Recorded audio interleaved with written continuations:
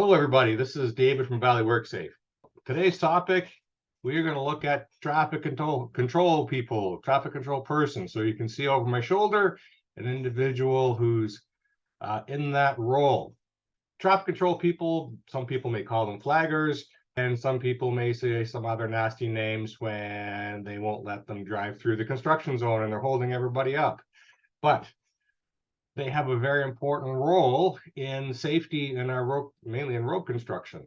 Even though it's not that difficult a job as far as the task at hand, their role is very important to the overall safety of workers, pedestrians, and vehicle traffic that are passing through these areas. So let's just take a look at some of their responsibilities, even though most people think, well, you're just sitting there flipping a sign back and forth, listening on the radio to whatever's going around on the job site. Traffic management, right? Obviously, they control the traffic through the zones, and usually it's one lane of traffic as opposed to more lanes going through. So they don't want to screw that up and have vehicles meeting. They may have to wait for other pieces of equipment to change and go through and make sure everybody flows safely. Because don't forget, you've also got a highway that may be going 110 kilometers an hour or 70 miles an hour, whatever country you're in. All of a sudden they have to stop and creep along and go through these little small areas. So controlling flow of equipment back and forth through these areas. Safety, obviously, that ties into safety for everybody on site, like I mentioned. The people passing through, the construction workers, maybe there's pedestrians as well too, moving back and forth. So all these things have to be looked after. That's what they're actually doing. Communication, right? So they need to be in communication with the other members of the traffic control program, maybe other supervisors on site, so they can know when to stop, start, right? How many people are through, all that kind of stuff to make sure things go smoothly. And they may not be able to see the other individuals or individual that they're working with. Could be around a corner, hidden by machines, even just other vehicles from traffic going back and forth. So they need to have good communication, whether it's on site or visual site with staggering people or two-way radios, to make sure that they can keep in touch with everybody on site. Equipment. Now, most people are just used to seeing what the sign is behind me, right? And it's pretty straightforward. So making sure that that's there, it's visible. And the last number of years, I've seen a lot more traffic control people when there's a long stretch and no one's around on the highway and they see a vehicle coming down, will start waving the flag, waving their sign to make sure it kind of catches people's eye ahead of time. So making sure you know how to use it. And if you're either using flashlights or phones or whatnot, or stoplights, all these things can add up as well too, to make things clear and consistent, people going back and forth. Adaptability. Well, what kind of conditions? So you can see this individual's high visibility clothing. It looks like it might be kind of rainy, damp. So the weather could be hot, it could be steamy, and then 6 hours later, they're working in the middle of the night and cold and damp, and then they get sweaty and frozen and whatnot. So they have to be ready to deal with the different visibility and temperatures that they're going to experience during their shifts. So not necessarily the funnest environment to work in. Emergency response.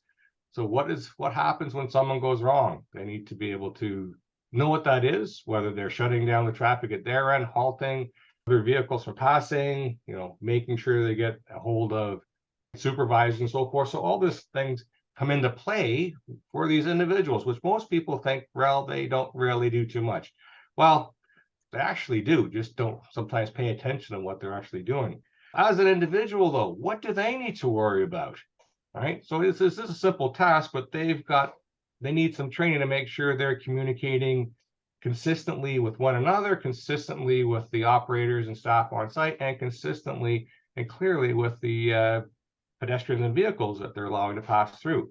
The appropriate PPE, so personal protective gear. So it's a great example behind me. Even though they're outside, there's nothing above them, they still probably end up having to wear hard hats because they do operate around equipment that could be bigger than they are and drop stuff on their head or bang their head on stuff. Not always the funnest thing to do, but that's part of it. High visibility, pretty much a standard now across Canada and most countries.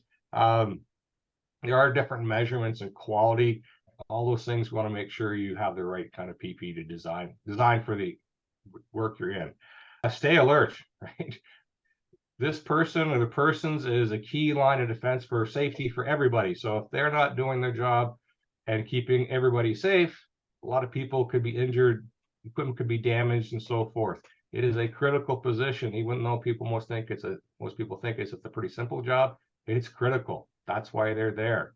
There's a whole book in Ontario, book 7, that talks about how to manage areas like this, and traffic control person is a significant part of that book. Use the appropriate hand signals. Now, most of the stuff for us is using the sign, stop, correct, all right, whatever that is in Spanish, whatever language you use, but that's basically it. However, you may need to use some hand signals to clarify with vehicles as they're coming up to you, which lane to push in, because sometimes it is hard as a driver to figure out where the cones are leading to, or maybe if it's at night or dusk or twilight. Clear and consistent hand signals, very important.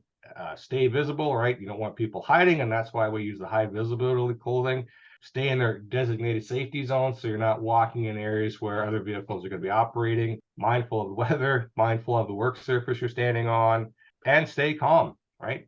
Drivers, operators, pedestrians may get frustrated with you. Stay calm, relaxed, all right? You're the first contact that they're going to have at these areas. You want to make sure that you're focused and dealing with them in a calm manner, not to get them all fired up and more angry than they are, even though they're probably in their heated or air-conditioned vehicle out of the elements, unlike yourself. And training, yeah. If you've never done this before, it could be, you may think it's a simple task, but all these little things are in the background, and a lot of people are relying on you to do this job well. You want to know what can go wrong and how you can deal with it. And so that's part of the problem. Is training too, is making sure you're knowledgeable. You can take like an online course through our website. You can take in-person training, and different jurisdictions have different versions of some of these things. When I used to live in the United States, I remember not seeing signs like this, stop signs. It was flags, and I found it quite confusing because I wasn't used to seeing a flag and the movement of the flag. But every jurisdiction is slightly different how they do it. So you want to make sure you get the training so you know how to position yourself, how the communication is going to happen, and so forth. If you're looking for training and looking for more information, you've got my information, david@valleyworksafe.ca or valleyworksafe.ca if you want to go to my website and look for more training. So we can kind of take our breath, calm down when we come up to a construction site and we're like, what is going on? Why can't they let me go through? I've got somewhere to go. Well, reality is you're not going anywhere. The construction's there, and that traffic control person has a really significant job. And don't forget, they're outside either sweating too much or freezing too much, and we're inside our nice vehicle with air conditioning, heat, whatever we want, listen to our radio. So hope that's been informative, and have a great week.